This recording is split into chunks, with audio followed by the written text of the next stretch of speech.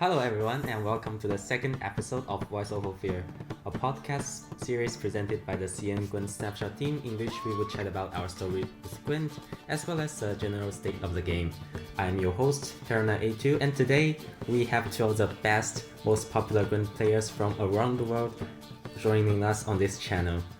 We have the renowned competitive player for Team Aretusa, one of the most successful competitors in the Gwent Masters series, Kolemoen, and also one of the biggest and most handsome Chinese streamer, famous for his creative plays, Garigari. How are you guys doing today? Yeah, we're doing good. Doing good. Thanks for inviting me. Yeah, no problem. Very good. So, are you guys just like staying at home all day recently? Because of all the coronavirus situation going on? Yeah. Kolemoen? You first. Yeah, for the most part. I mean, I'm doing, like cycling as a hobby That's from really time to time, but yeah, other than that, I'm staying at home.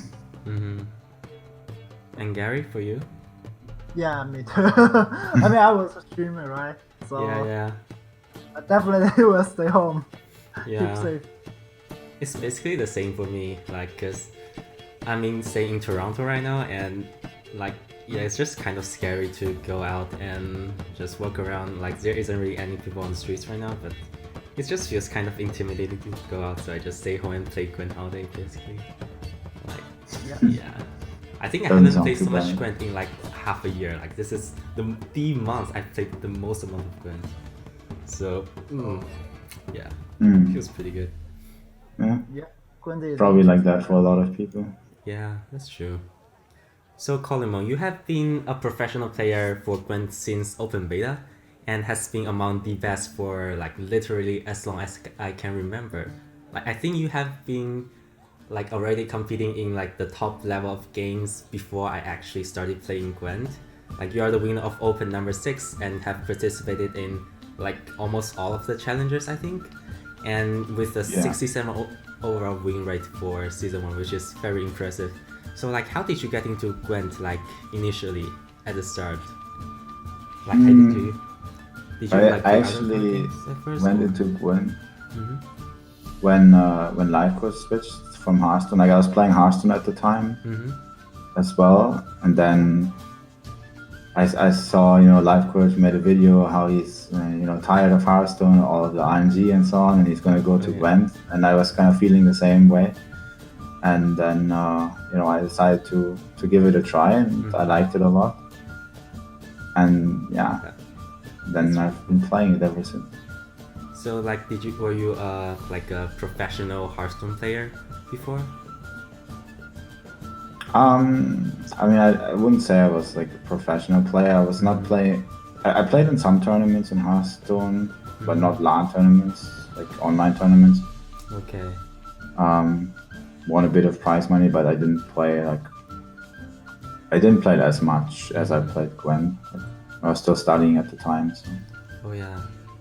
So you just like, after you get into Gwent, you really like get into the competitive side of things, I guess. Yeah, pretty much. I mean, originally I didn't play Gwent like super hardcore as well, but then when they started with Pro Ladder, Oh yeah. I played it a good amount, and then I was able to qualify for Challenger 2 through the qualifier. And yeah, since then I've been playing it, more seriously. And like, Challenger number 2 is just kind of like the start of your career kind of thing for you? Yeah, so to say. I mean, it was like the first Gwent tournament that I played in, right? Yeah. Kolemoen plays so well at that tournament. Oh yeah. I still remember everything on that tournament. And Garigari, like, although I didn't really heard about you until recently, I joined the Chinese community and get to know about all the great players there. Like, apparently you have been like one of the most famous streamers since open beta, and has been like a very skilled player among the very top of the things. And you're also the winner of the Unicorn Grandmaster series in China.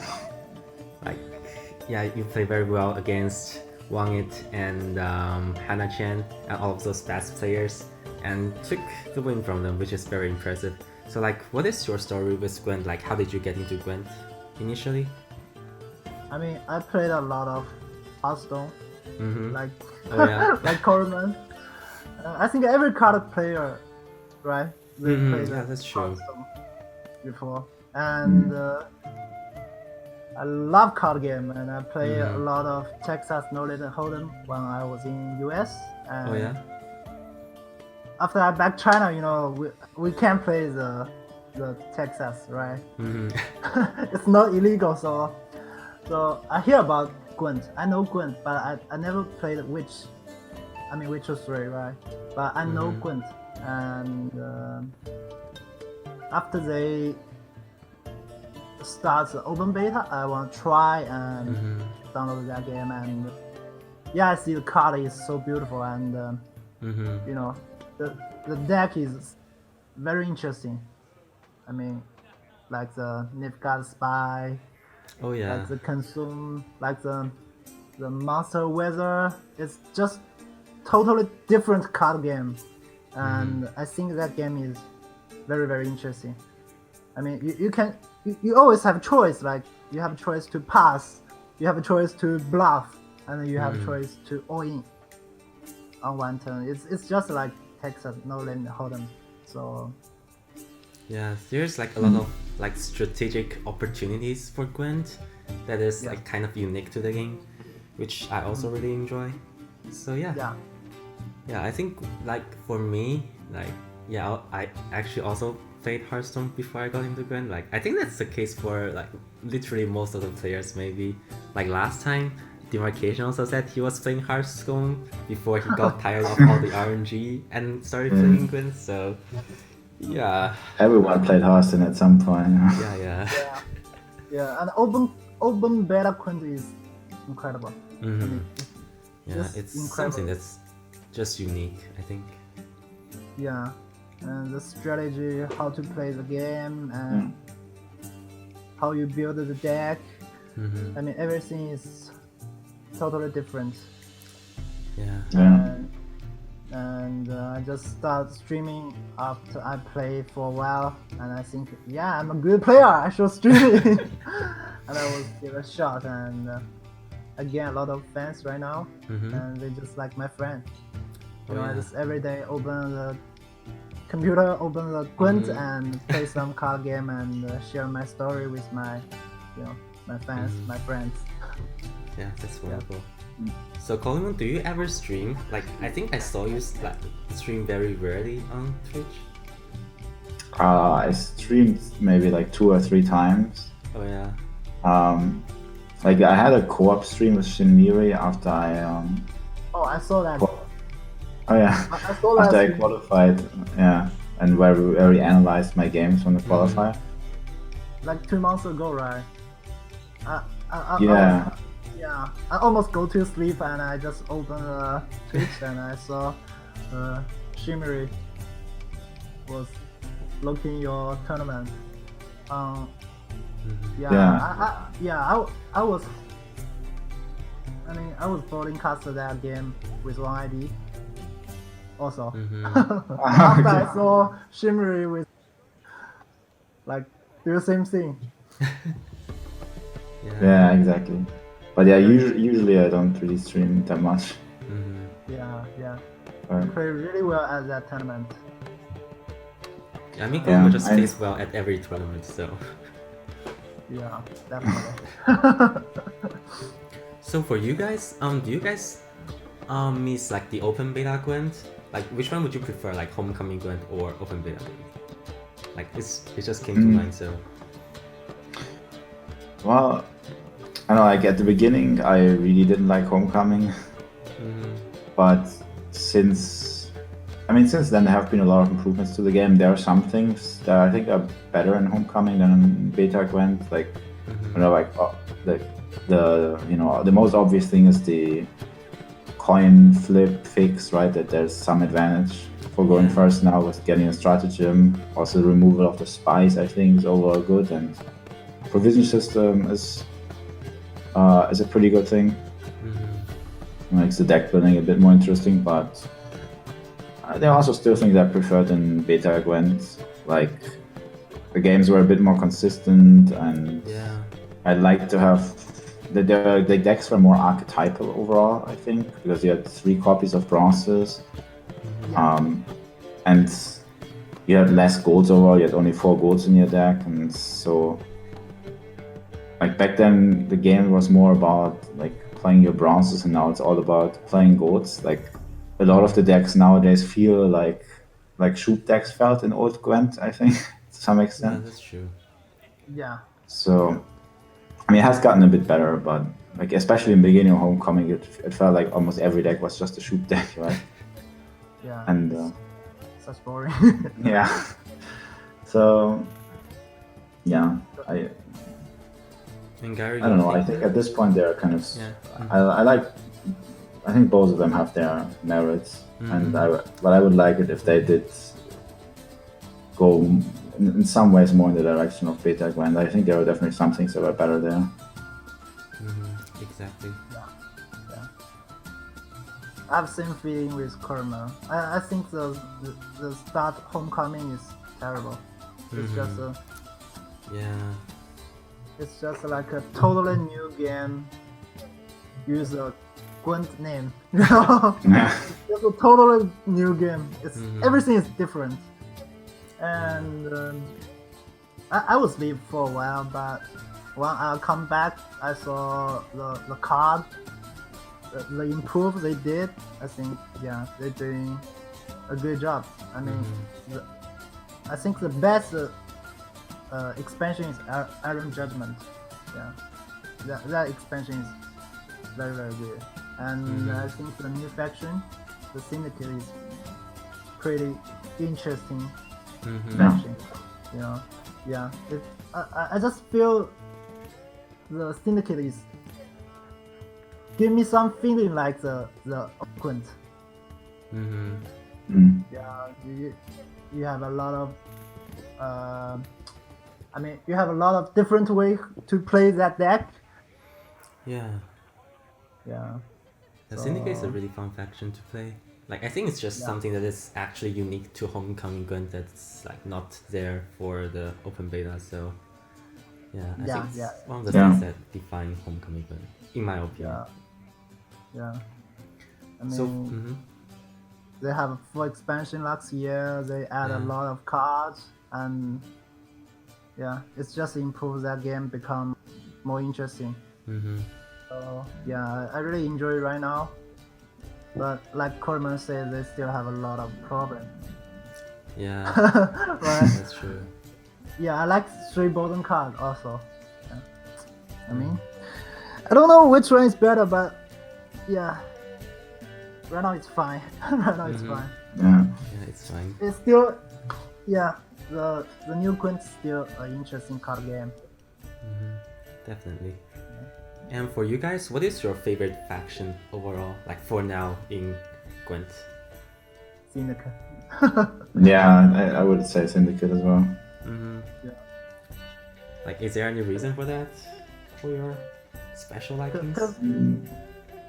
I just think it's you have the most choices overall. Like the coin mechanic just adds an extra layer to the gameplay, and I think you have like the most interesting choice because of that. It's just an extra something extra you have to think about every game. Like, how do you manage your coins? How do you not overflow? You need to save coins for certain cards and so on. And Syndicate has they can do a lot of things, and the gold card is super good. I mean, that faction has a lot of love with the design team, right?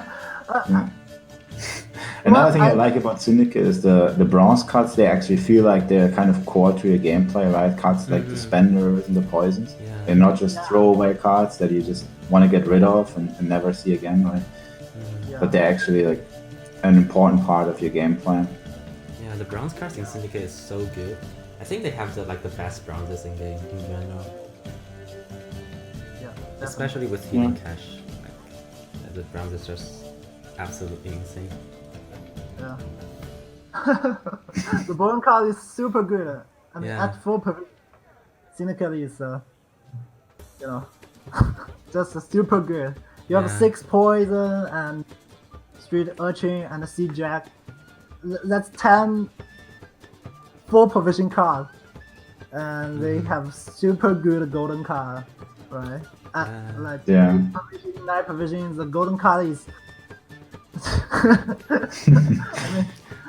I mean, look at Northern Rom. Yeah, Northern Rom are just.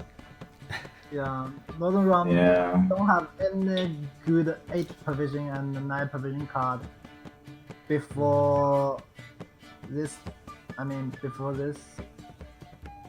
Yeah, I mean they have like Kira and Reyna, they're okay, right?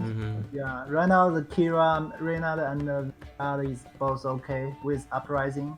Yeah. But they don't have any good like 8 provision, 9 provision card before this month. I don't think. Yeah, I don't think. Yeah. True. Yeah. And on the other side, Syndicate has the best 8 provision and 9 provision card. I mean, I don't. Yeah. Sometimes I don't. I have to choose some good code. Yeah, you have to actually cut some of the good cards, right? Yeah. It's like I don't bring the Adriano. I think Adriano is pretty okay, but I have to choose another one.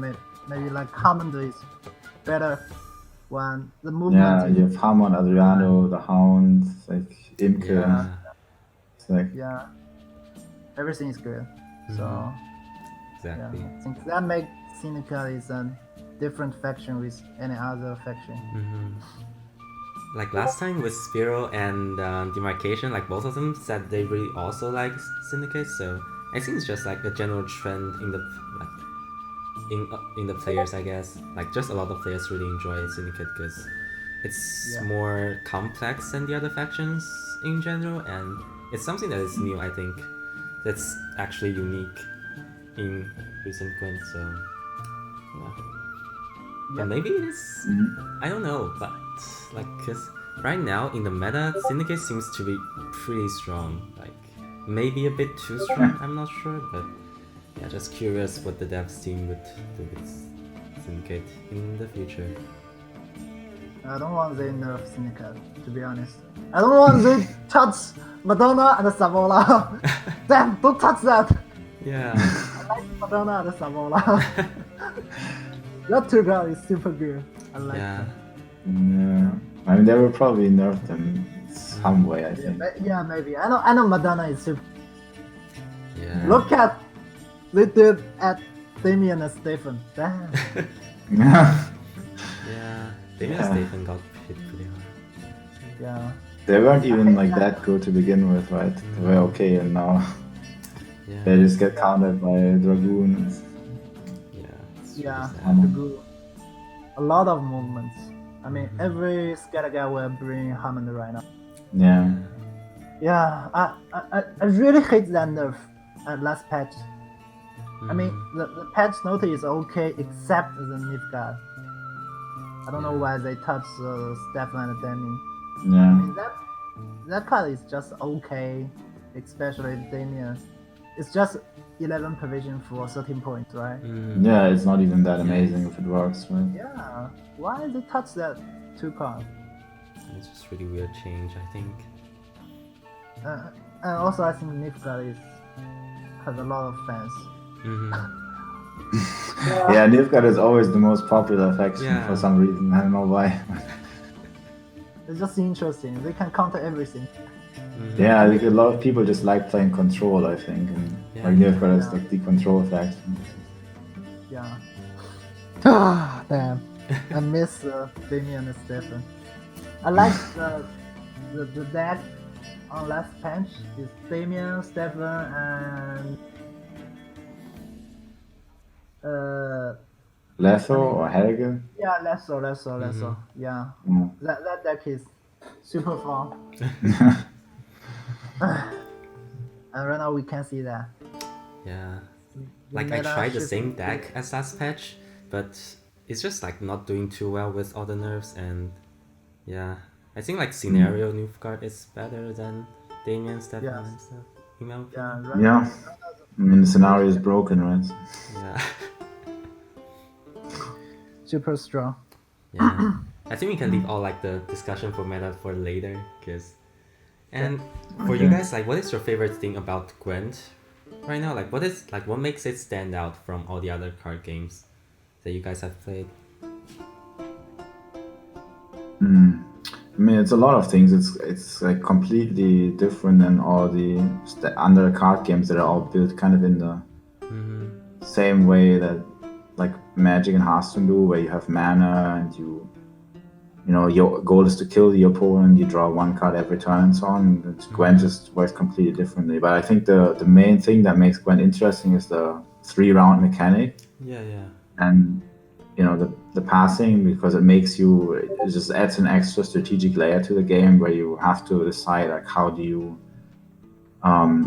distribute your resources over the different rounds, and you have to always adjust your game plan potentially on your hands and on what your opponent is doing. Yeah. Yeah, It's exactly. the same. I mean that is the main reason, and also the art is amazing. Yeah, the art in Gwent is just so good. Yeah, the best art. And the premium cards are just Yeah. insanely good, I think. Compared to the ones in Hearthstone, like, it's just so much better. Yeah, much better. Yeah. And so for a lot of our audience, there's one particular thing that they would probably remember you two by, and has been quite an interesting topic of discussion for a while now in our community. So that was some time ago in January, I think. Like, there was a show match between like the Chinese community and the Team Aretusa pro players, and I think that was the very last game of the series when Gary made that really creative play, Mano into, I think it's Courier, into putting Afan on top and losing the card. And yeah, it's just like, Gary, what were you thinking about when you were making that play? Was it intentional or? Yeah, yeah. To be honest, I messed up at that hand. Yeah, definitely. I was really focused on that game and at that moment. 'Cause I was thinking every single hand on that game, and when I saw Alvin, I just clicked the button and I lose my card at it. Yeah, I mean, that is really important game for our community, because it's like just a Chinese all-star team, and one ID just lose game, and I think Mosu is a top 1 player on that month, so I thought I don't have chance to against the Kolemoen. I thought we will win like 3-1 or something, and one ID lose to Sentu, and Mosu lose to Ajikov, right?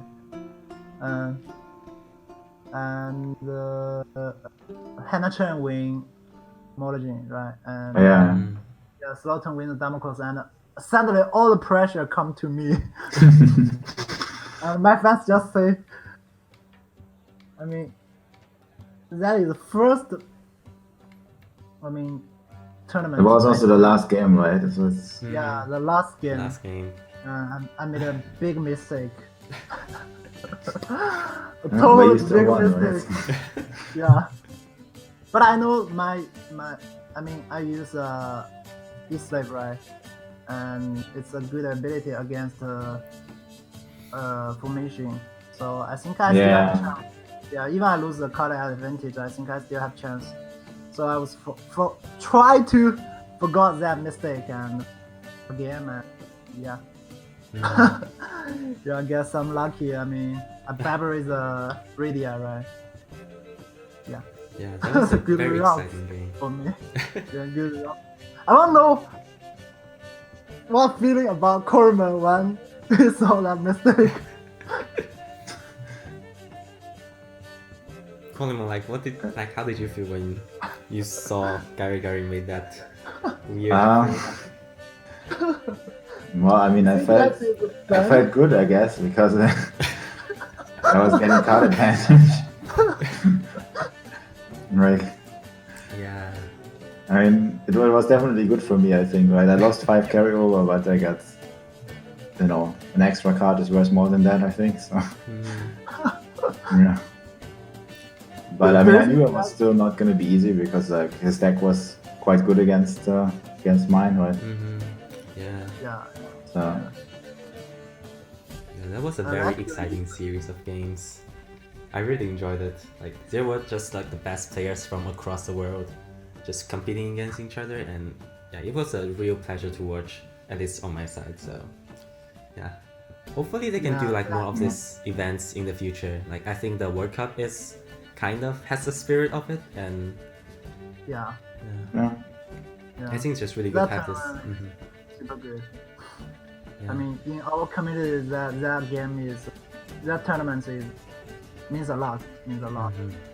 Because we have a lot of fans after they release Android. They release iOS. They have a lot of new player, and they just never seen a big tournament. I mean, on last October, CD Projekt don't have any invite Yeah. since they launched iOS. So that is kind of first tournament in our community. So yeah, that is a good game. Yeah, that was a wonderful event. I hope we can do like more of these things in the future, just to bring all the people together to play games. It's really fun. Yeah. Right now they don't have the Spectre model, so Yeah. hope. Yeah, they've been promising that for quite a while, but Yeah, like Spectre 2 years. which is- Like 1 or 2 years. Maybe they will release the Spectre model. Maybe next month, I think. yeah, hopefully. Yeah. I mean, And I mean, Kolemoen? that's really important for the community. Oh yeah, We that's won? true. yeah, it will make these tournaments a lot easier to produce. Yeah, they have been Like right now, promising we it always for have such to a edit long the time. games and, to make them look good, right? Yeah, exactly. Yeah. Right now we can only record the game and like It's feel just so terrible. much work right now to make those games, I think. Yeah. Yeah. So And- right now the gameplay is okay. Yeah.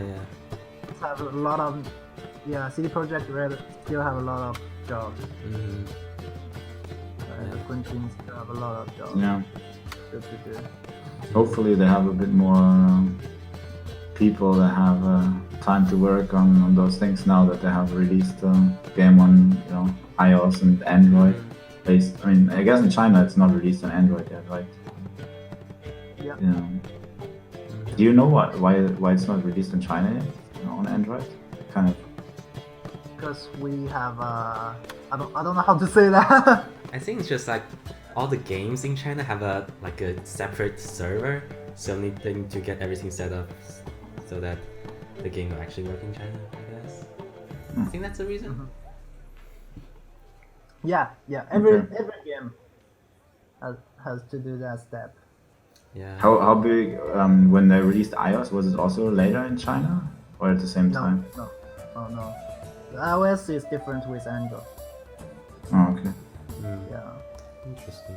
So the iOS is same time. So yeah, after the iOS release, there are like huge people come to Gwent. Yeah. Oh, interesting. Because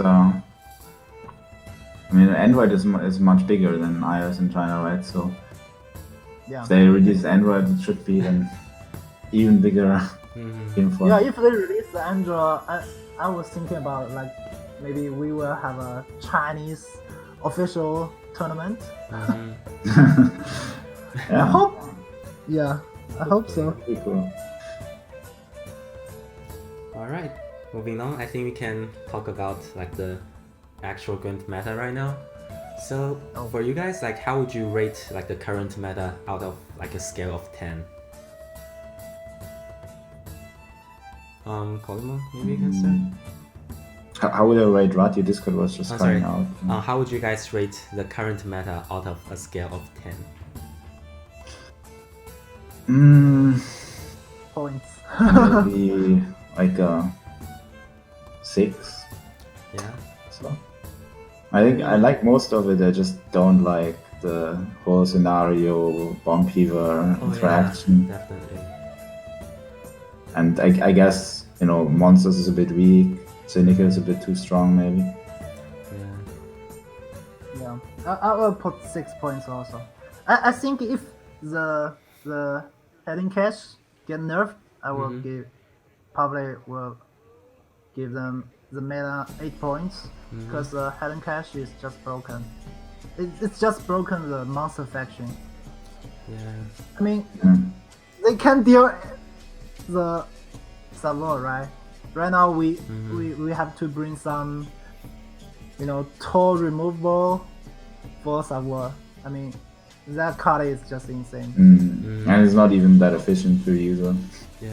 Yeah. Toll removal first of all, like I say, just get it for free with the Louisa. Yeah. So right now I have to bring 1 toll removable at least and 1 bomb fever for the scenario. Yeah. Yeah. That's so sad. Yeah, I think just like all the bomb fever scenario interactions just like still feels really binary, I think, and it's just kind of frustrating. Like when your opponent have a scenario and you didn't draw your bomb fever, like that just feels really bad. And when you are playing scenario and you get bomb fever, it also just feels really bad. So just really. Like what I would prefer is, if you remember in open beta, they also had a similar mechanic, which was the weather, right? Like weather also was a mechanic that you could only interact with like very specific cards with weather clears. But like then you had these silver mages, and they had like 2 options. They could play a weather clear, or they could do something else, right?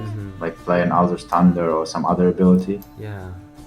And like that felt a lot better to me, because when you used them to clear weather, they were not trading up that much with the weather. They were trading up a little bit, but it wasn't that strong because you had to give up playing the other ability. But for that, when you played them in other situations when there was no weather, they were still decent cards. So like that would be for me like a more healthy way to design artifact removal, is you have cards like that, like let's say like 10 provisions, 2 or 3 strengths, and then you play like range roll, destroy an artifact, or melee roll, do something else, right? Yeah. So you always have a choice if opponent deck don't have the scenario, right? Yeah. Exactly. And if they have a scenario, then it's also they don't trade up as much as the bomb fever. So like also for the scenario deck, it's better in a way. Yeah. It's okay. Because they don't get completely countered, right? Yeah, I like this idea. Yeah, I think it's just much healthier. Yeah, this idea is super good. I mean, The CDPR should just hire you for balancing the game. yeah, like 4 or like 10 or 11 provision, 1 or 2 strength, and even if you get the scenario, I mean the people who have the scenario, they don't feel sad, because right now the bomb here only 5 provision, right? 5 provisions for strength is just trades up so Catch much. you, the game is over. Yeah. I mean, when I play the scenario, I don't want to hear catcher. Watch your head. Yeah, watch your head. Damn, I lose. Yeah. Hopefully CDPR will try to fix it in the future. Yeah. But like, I think I mean, at the same time, the scenarios are also just overpowered right now, and they should probably be nerfed in some way. Yeah, like the Syndicate scenario, Passiflora is just like so much value when it doesn't get answered, so it kind of just forces players to put in on Fever, I think. Like the pure power level of some of the scenarios. Yeah, Syndicate scenario is the best scenario, maybe. Because Yeah, I think the Syndicate and the Nilfgaard are the two best Yeah, ones. yeah, those two is best. And actually, I like the Scoia'tael scenario. I think that scenario is pretty okay. It's just like Yeah. 30 prevention, like 12 points or 15 points, but you Yeah. have to like combo with other card, right? Yeah. The points is not super strong. Yeah, it's not as overpowered. Yeah. Yeah, It definitely is on like the more balanced side of things for the scenarios, I think. yeah. I mean, the scenario with engine, a tall removable is too much. I mean, right? Yeah. I guess we can go on and just discuss like the factions and the new abilities they got with this new patch. I think we'll just start with Syndicate because it's probably the strongest one. I think Hidden Cash. He just came in and replaced like most of the previous Syndicate leaders. Like Wildcard and Blood Money was already really good in the last patch, and Hidden Cash like basically just replaced all of them, which is kind of just, I guess it's a bit too overpowered. Like, what are your guys' opinion about this leader? Yeah, I mean, it is apparently it's the strongest leader for Syndicate, right?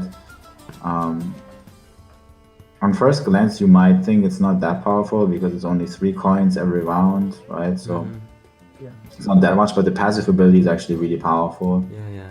Because you get this Redanian out very easily now. You have the Soul, which is super strong in this deck. The Peaches are very strong in this deck, and the Sea Jackal also gets much stronger. Exactly. So, like all of those things combined make it extremely strong. Yeah, I feel like the Hidden Cash is not. If you count that deck, that leader ability, that's okay. Because if you go into the long run, I mean the leader ability only have 3 coin, but it's just too easy to play, and it's just broken the meta. I mean everybody plays that, and I have to bring the tall removal and Bound Healer for the scenario. Yeah, especially the Syndicate has the best scenario, so that's just broken the meta. I think. Yeah, I haven't seen so Not many sup- memes complaining yeah, about it. actually- It's crazy. Yeah, actually Hannah Chen and White, they both think that lead ability is not super strong on tournament because you have to win the round 1 and post round 2.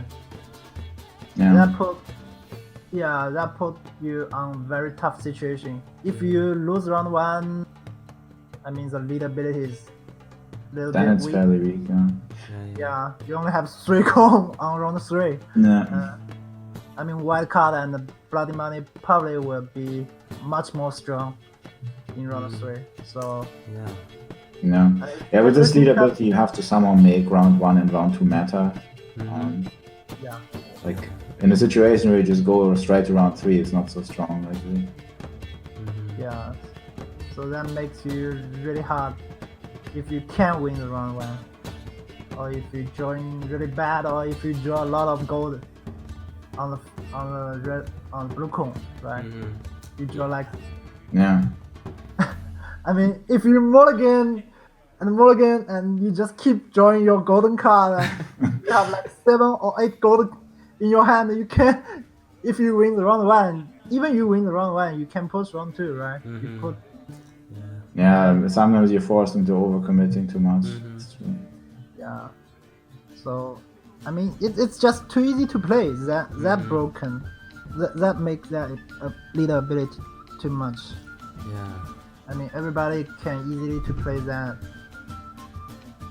It's just. Like, I think Hidden Cash is just like really easy to pilot. Being able to have 3 extra coins each round is just like, I think makes coin management like just so much simpler. Like just literally makes everything just much more intuitive, I guess, especially for new players. Also, the fact that you don't have to go to the 9 coins to get the Redanian out.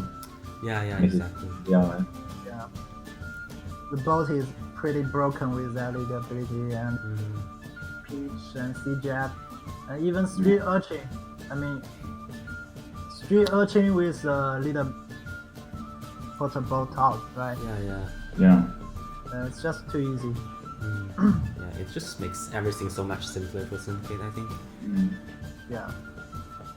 And like, Because they will nerf that, right? They're going And the to deck nerf has it. a fairly simple gameplay, right? It's just like win round 2 and then go smoke round 2 plus play your engines. And Yeah.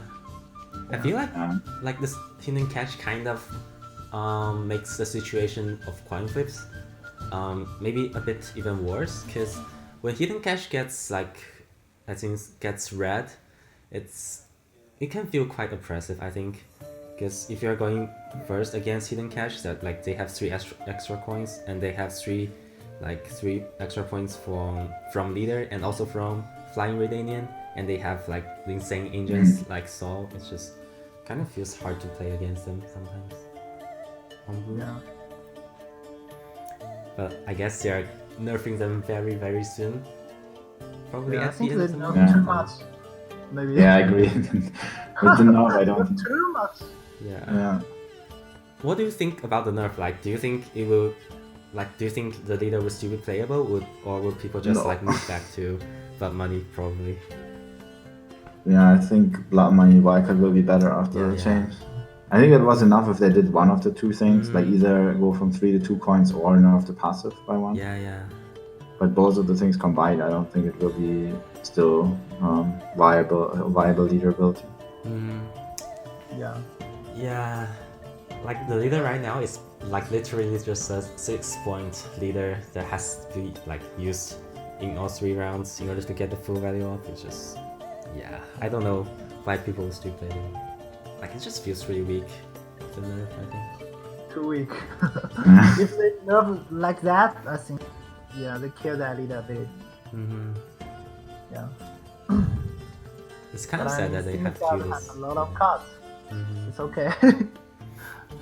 Yeah. We still can play the Bloody Money and the White card. Yeah, Syndicate just has a lot of good cards. Like, for tall units, you have like the Bronze Poisons. For Swarm decks, you have Timboy. For Tempo, you have Savola Louisa. And for removal, you have like Philippa, Edward, and also Blood Money for leader. Like, I think Syndicate is just a very well-rounded faction. Yeah, definitely. I mean, they have tall removal, they have tall punishment, they have swarm punishment, right? They just can do everything if you have Cone. I mean, you have Night Cone, you can do everything. Exactly. And I think we would talk about the other very dominant faction in the meta right now, which is Northern Realms. Like, it was pretty bad last patch, nobody really played them, and like the new leader ability Uprising just literally bring the faction back into the meta, which is pretty insane. Like, I've seen so many variants of the deck in the meta right now. And what are your guys' take on this leader ability? Yeah, I mean, the leader ability is quite strong, right? It's it's on its own. It rarely plays for less than 10 points. It's almost always more than that. But on top of that, it also gives you extra synergies with certain cards. Lets you play around cards with the boosts. Yeah. So it's definitely the strongest leader ability right now for Northern Realms. Definitely. Northern Realms still has not the best cards overall, I think. But this leader ability kind of pushes into viability. It makes a lot of the unplayable cards actually playable, like Voimir, Visigar. Like, they're just really insane with the leader. Yeah, Visigar is really strong with this leader ability. Yeah, this girl just like Oak. No, this girl is just like Oak. Yeah. Super. Exactly. Yeah, I mean, the leader ability is super strong, and I just don't like the non-ROM card. The bottom card is terrible. It's just you just play like 4p 6 points, 5p 7 points. That's it. I mean, Northern ROM always rely on the golden card, right? Even right now, I mean, we still rely on the draw in the long run, and volleyball and bloody berry. Yeah. And that feels It's not pretty depends on the golden card. You just play your golden card, Yeah. and I don't like that feeling. It's just really draw dependent, like just draw all your gold cards and win, basically. Yeah, in Northern Realms, it's like the difference between drawing your gold cards and drawing your bronze cards is really big, right? Yeah. Like in Syndicate, it's one thing I like about Syndicate is like even if you miss out 1 or 2 goals, it's oftentimes not so bad because your bronzes are still good, right? Yeah. Like you get poison something, but You need like a spender. So yeah, exactly. you don't draw your spender. I mean the bronze spender is pretty okay. Yeah. I mean CJ Yeah. is okay. Yeah, but in Northern Realms, it's like if you're missing out on like 2 big goals, like if you don't draw your Falibor and your Anseas, then it's like you lost almost. Yeah. That's Yeah. True. So, And like the Northern Realms bronzes are just pretty bad. Like they don't really provide any synergy right now. Like they're just okay cards that you play because there are no better cards to play, which doesn't really feel good. yeah, I think. they feel like they just throw away cards. You want to get rid of them in round 1 and then play them into dry pass maybe, but it's just Yeah, the good they're thing not is really the part of your leader strategy. Right. The good thing is the leader ability is super strong, and you have draws. Even you dry pass on the blue cone, people will push you on round 2. Right? They don't have they don't want against the Northern Realm with a long run because your leader ability and your draw, they are huge. So I mean, it's not fun to play, but it's okay leader. It's very okay leader. It's super strong leader. Right. Yeah. So do you So guys right think, now, when I play the Northern Realm, I would pass round 1 and wait they pause. Wait them pause on round 2. If they don't pause, we ought to win. If they pause, I can have good chance get my card advantage, and I just like shifting the conflict, right? Yeah. Because they have to pause round 2. So Yeah. Exactly. Like that's I think the way like, you play an R right now is just make them play round 2 into you. Yeah. Yeah. So do you guys think like NR maybe should be nerfed? Like maybe the leader or some of the gold cards? Do you think they need some adjustments or? I mean the leader is quite strong. Like it could maybe get somewhat of a nerf, or maybe some of the other NR leaders above. But at the same time, I think they should improve some of the NR cards, right? Like especially like Gary said, the bronzes. Like if they get some improvements, then I'm okay if they also like nerf this leader a bit. But like right now, if this leader wasn't there, then NR would just suck. yeah, definitely. Right now, the Northern Realm just rely on the leader because it's too strong on long run. Maybe 20 points on long run if you have your combo. I mean, Yeah, hopefully like CDPR will make like the bronze package winner a bit, just makes them feel a bit more fun, I guess. Make them more enjoyable to play. yeah. And moving on, we have Nilfgaard. So Nilfgaard in this meta, I don't think it's like super good in this meta, especially with the Damien and Stefan nerfs. What are you guys' opinion of the faction right now? Do you think it should be buffed in some way, or do you think it's okay for Nilfgaard? I mean, the thing with Nilfgaard is they don't really have good goals, except for Masquerade Ball, which is one of the most broken cards in the game, but it depends on not getting Bomb Heaver, right? So, yeah, to me, it feels like the Nilfgaard, you either can play Masquerade Ball and hope you don't get Bomb Heaver, or you can play the Bears, like Stefan and Damien and so on, and hope that you don't get countered on them with movement or something, but you're really relying on your opponent not running the answers to your stuff. It just doesn't really feel great for the faction. And Gary, what's your opinion about it?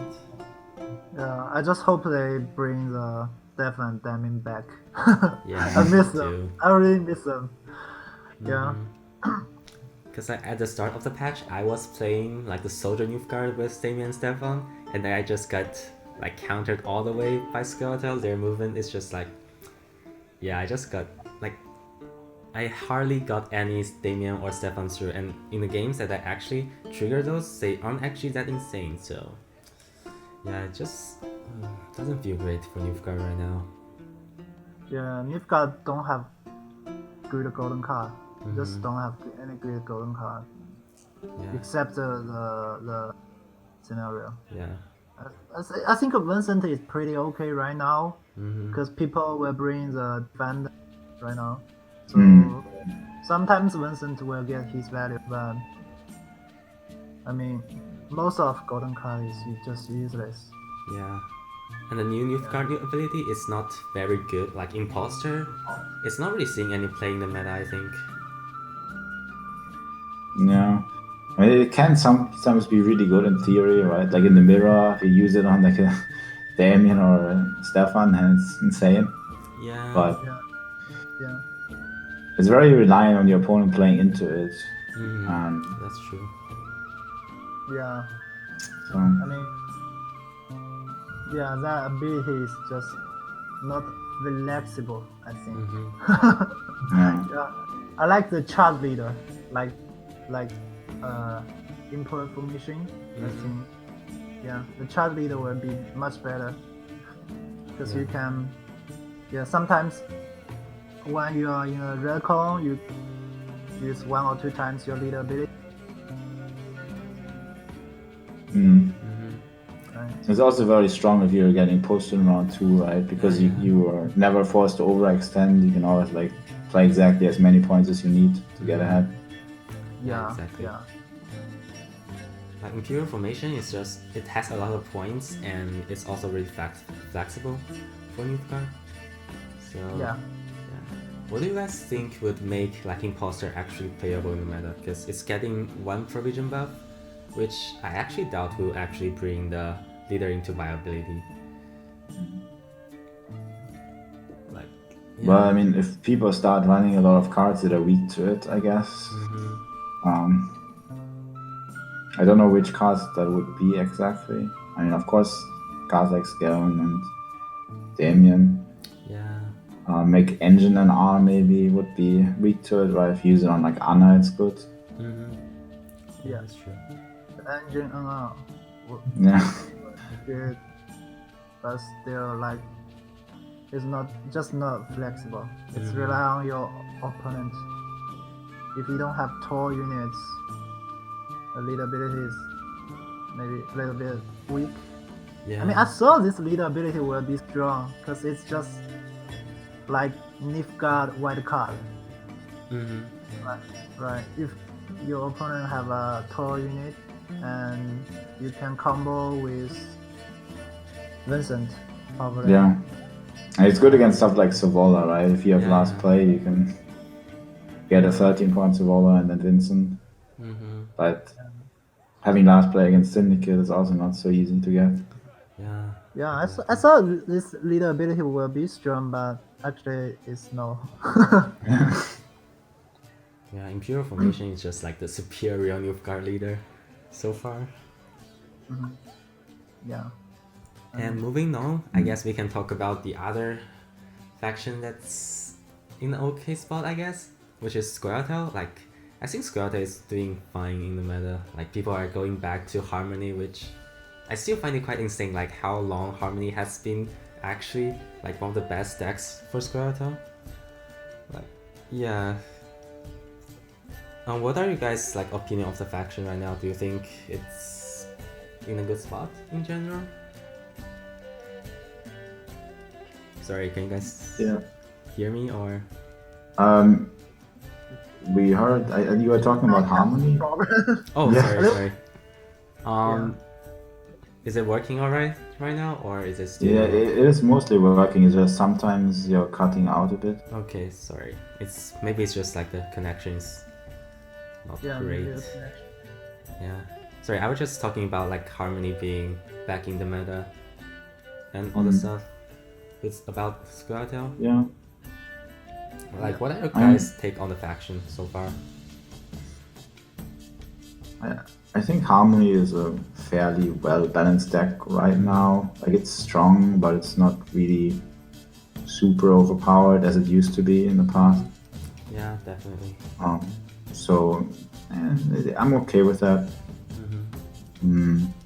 Elves are probably also still playable to some extent. I guess also seeing people play like more like hybrid elf harmony version. I think Tearbot was playing that. It's also not too bad. So I don't know. I guess it would be nice if they had something else in Squirtle, like maybe something like a Spellatel would maybe be fun, like with how I go on. So if this was pushed more and made viable. Yeah. Harmony just have the best attack in this game right now.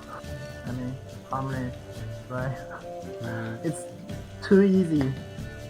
I mean, you just put your dwarf, your elf, and they just increase the strength. And it's just too easy, and the tag is super strong. So even they get that much nerf, they're still strong. But I think right now it's okay. It's super balanced right now, and it's fun to play. Yeah, it feels pretty good. Yeah. When people ask me which faction is easy for the new player, I will say Harmony. Yeah. Yeah, and it's really interesting to play. And I think Harmony just has like a really well developed archetype, especially compared to like Dwarf. Like Elf is also really fully developed, but for Dwarves, like I guess we can just move on to the new Squirtle ability, Mahakam Forge. Like for Dwarves, I just think there's just not enough stuff for them there, I think. Yeah. The problem with this new ability is you get a lot of armor on your dwarves, but you don't really have too many ways to make use of it. So, like, if your opponent's not playing a deck that's playing a lot of like damaging cards, like AoE cards or random damage cards, then this armor doesn't really do anything for you. Then you're just playing a Mahakam Forge for your leader ability. A 5-point leader like, for 15p is just pretty bad. Yeah, so it's not really. Like the dwarves would need some kind of way to make actually use of this armor. They have like 1 or 2 cards I think that get boosted with armor. I don't exactly remember, but it's just not enough. Yeah.